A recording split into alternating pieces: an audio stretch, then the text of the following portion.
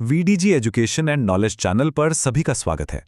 आज हम इतिहास के उस मोड़ पर चलेंगे जहां 320 साल पुरानी एक सल्तनत यानी दिल्ली सल्तनत अपनी आखिरी सांसें ले रही थी। ये कहानी है लोदी वंश की। जानते हैं, ये एक ऐसे अफगान खानदान की दास्तां है जिसे एक सुल्तान ने भरोसे की ईंटों से बनाया और ठीक उसके पोते ने शक की आग में जलाकर सब कुछ राख कर दिया। तो सवाल यही उठता है कि आखिर 75 साल तक दिल्ली पर राज करने वाला एक राजवंश सिर्फ एक दिन में, एक ही लड़ाई में ताश के पत्तों की तरह ढह कैसे गया? इसका जवाब दोस्तों किसी एक लड़ाई में नहीं, बल्कि 3 सुल्तानों की 3 बिल्कुल अलग-अलग सोच में छिपा है। तो चलिए इस कहानी के पन्ने एक-एक करके पलटते हैं। कहानी की शुरुआत होती है साल 1451 से, बहलोल लोदी के साथ। जरा सोचिए, उसे विरासत में कैसी दिल्ली मिली होगी। सैयद वंश के कमजोर सुल्तानों के हाथों में सल्तनत बस नाम की रह गई थी। हालत ये थी कि बादशाह की हुकूमत दिल्ली शहर से पालम गांव तक ही सिमट गई थी।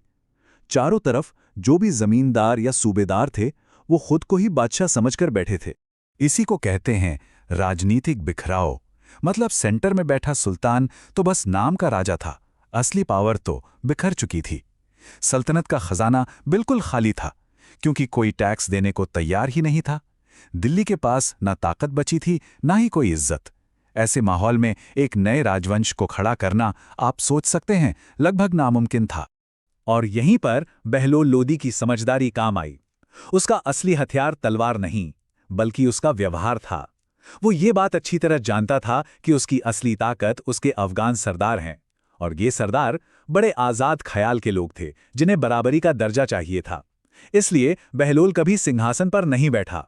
वो अपने सरदारों के साथ जमीन पर एक ही दरी पर बैठता था, एक साथ खाना खाता था। अगर कोई सरदार बीमार पड़ जाए तो वो खुद उससे मिलने उसके घर पहुंच जाता था। उसने उन्हें अपनी प्रजा नहीं, बल्कि अपना भाई माना, और भरोसे की इसी नींव पर उसने लोदी वंश की एक मजबूत इमारत खड़ी। इसी एकता और भरोसे का सबसे बड़ा इनाम मिला जौनपुर की जीत के तौर पर। जौनपुर उस वक्त दिल्ली का सबसे बड़ा कॉम्पिटिटर था, एक ताकतवर और आज़ाद सल्तनत। बहलोल ने अपने इन्हीं एकजुट अफगान सरदारों की मदद से 26 साल तक लंबी लड़ाई लड़ी और आखिरकार जौनपुर को वापस दिल्ली सल्तनत में मिला लिया। इस एक जीत ने दिल्ली की खोई हुई इज्जत वापस दिला दी। 1489 में बहलोल के बाद तख्त पर आया उसका बेटा सिकंदर लोदी, एक ऐसा सुल्तान जिसके, कह सकते हैं, 2 चेहरे थे। एक चेहरा था एक काबिल एडमिनिस्ट्रेटर का, एक शहर बसाने वाले का, एक शायर का, और दूसरा चेहरा था एक बेहद जालिम और कट्टर शासक का।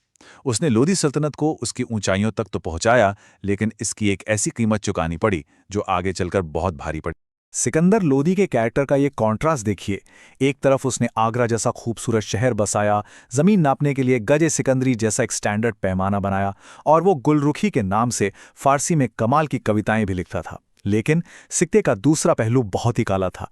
उसने मथुरा और नगरकोट जैसे कई प्राचीन मंदिरों को तुड़वा दिया, छोटी छोटी गलतियों पर लोगों को भयानक सजाएं दी, और उसकी धार्मिक कट्टरता ने समाज में अविश्वास के बीज बो दिए थे। साल 1504, ये तारीख भारतीय इतिहास में बहुत अहम है। इसी साल सिकंदर लोदी ने आगरा शहर की नींव रखी थी। पर यह सिर्फ एक नया शहर बसाना नहीं था, ये एक बहुत बड़ी स्ट्रेटेजिक चाल थी। उसका मकसद था ग्वालियर और राजस्थान के ताकतवर राजपूत राजाओं पर नज़दीक से नज़र रखना।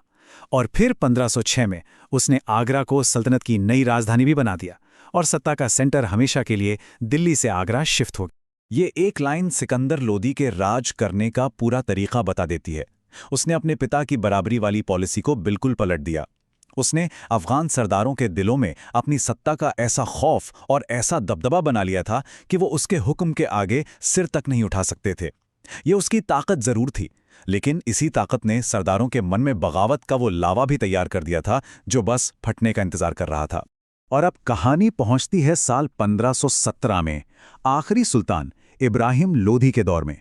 वो एक घमंडी और बेहद शक्की नौजवान था, जिसे विरासत में एक मजबूत सल्तनत मिली थी। लेकिन उसकी नासमझी ने अपने दादा की बनाई भरोसे की इमारत और अपने पिता के बनाए खौफ के महल, दोनों को एक साथ ही ढहा दिया। इब्राहिम ने गद्दी पर बैठते ही उन पिलर्स को तोड़ना शुरू कर दिया जिन पर सल्तनत टिकी हुई थी। पहला कदम, उसने अपने ही भाई जलाल खान से सल्तनत में हिस्से का वादा किया और फिर धोखे से उसे मरवा दिया।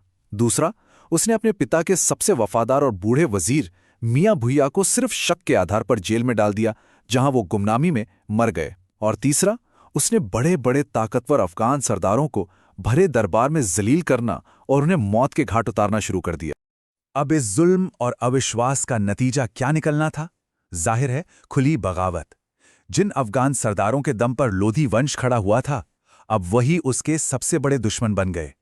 बिहार के गवर्नर बहार खान लोहानी ने तो खुद को आजाद बादशाही घोषित कर दिया। सल्तनत के हर कोने में साजिशों का बाजार गर्म हो गया। जरा ये चार्ट देखिए, ये कुछ लाइनें ही पूरी कहानी बयां कर देती हैं। बहलोल लोदी ने भरोसे के साथ 38 साल तक सल्तनत को चलाया। सिकंदर लोदी ने डर और दबदबे से 28 साल तक उसे मजबूत रखा। और इब्राहिम लोदी सिर्फ 9 साल।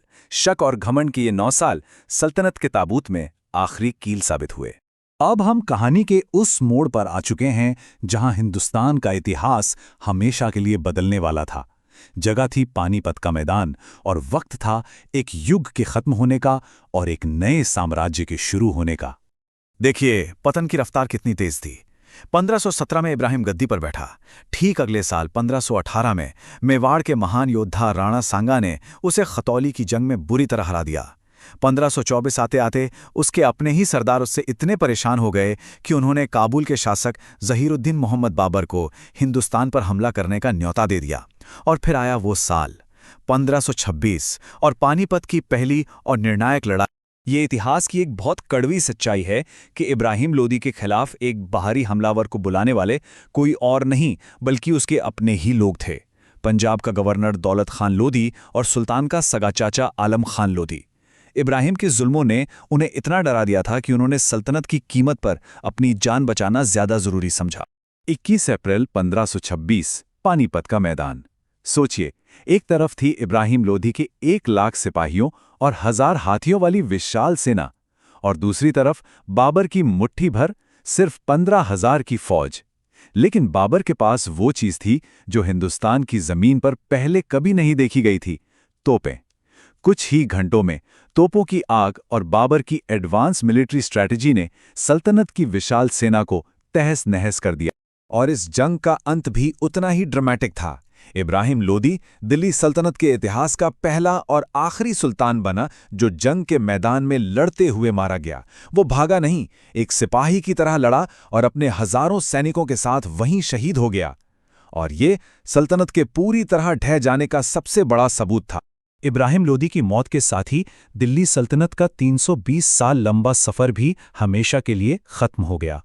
पानीपत के उसी मैदान से एक नए साम्राज्य का सूरज उग रहा था जो हिंदुस्तान पर अगले 300 सालों तक राज करने वाला था, मुगल साम्राज्य। लोदी वंश की ये पूरी कहानी हमें एक बहुत ही बुनियादी सवाल पर लाकर छोड़ देती है कि आखिर बिना भरोसे के लीडरशिप की आखिरी कीमत क्या होती है। शायद एक पूरा का पूरा साम्राज्य। हमारे VDG education and knowledge channel को सब्सक्राइब करें, लाइक करें, शेयर करें और अपने विचार कमेंट में जरूर बताएं कि आपको किन विषयों पर और जानकारी चाहिए।